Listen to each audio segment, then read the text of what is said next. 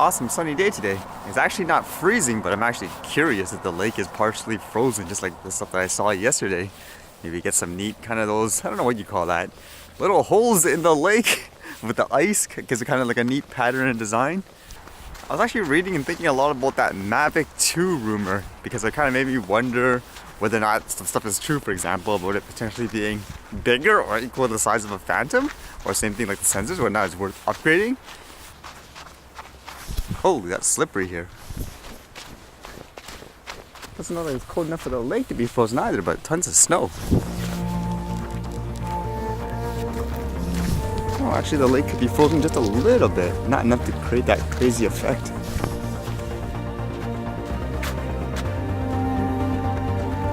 Times like this, you really need the aerial view just to get the, I guess, the appreciation for it, to see how it actually looks.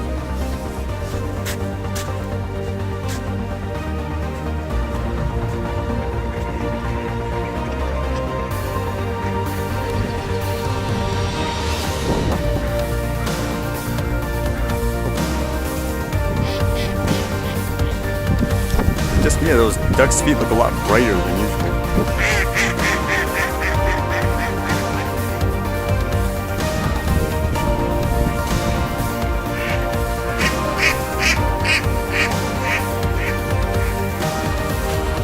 So I've recently been reading a lot about the Mavic 2 rumors, because they're all like rumors right now.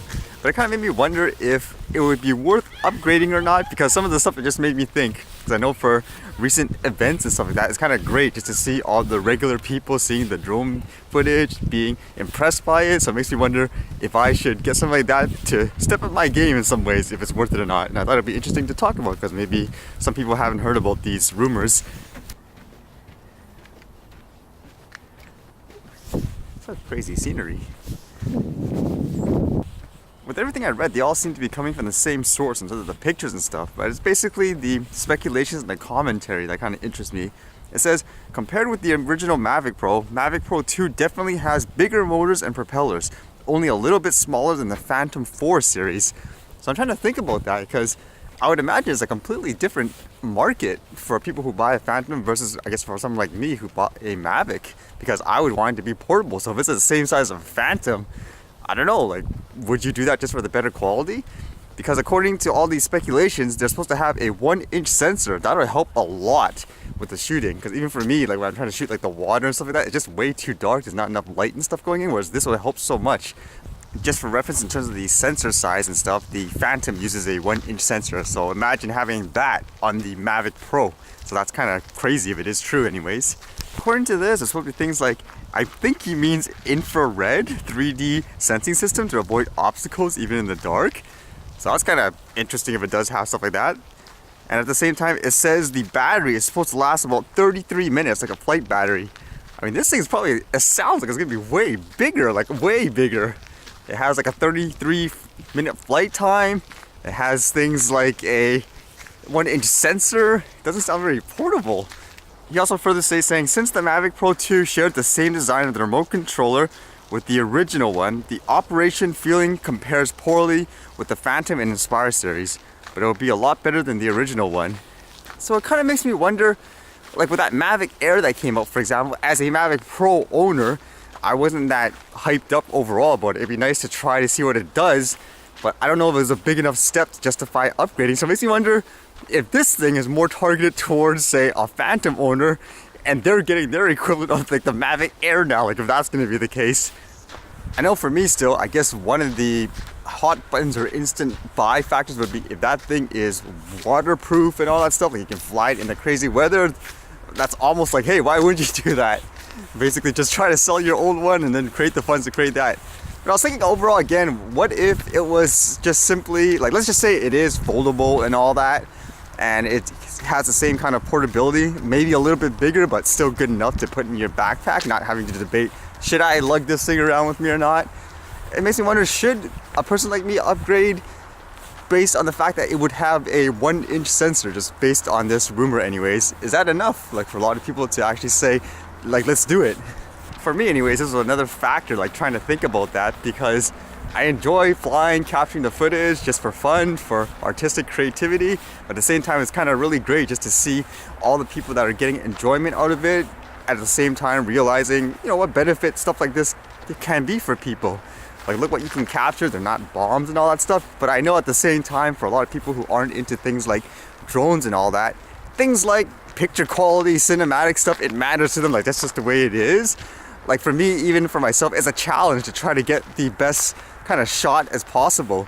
So it makes me wonder, should a person like me invest in something like that? And in many ways, it's kind of necessary, I think anyways, to promote the hobby. Or am I just aspiring to do too much and then you should just leave it to some rich guy to buy all that stuff and let them do it? It's all about making that emotional connection, right? Like, with people. Okay, this is the difficult lighting scenario. Snow plus the sun. That's actually one of the reasons why a lot of people are wondering why when they film with the Mavic Pro they're not getting a good shot, because I just found when it's dark, it's dark. When it's bright, it's too bright. So you kind of try to balance it. That was kind of an interesting eye shot actually, just with the mix of light and filter. I actually haven't seen anything like that before in terms of what I've captured anyways.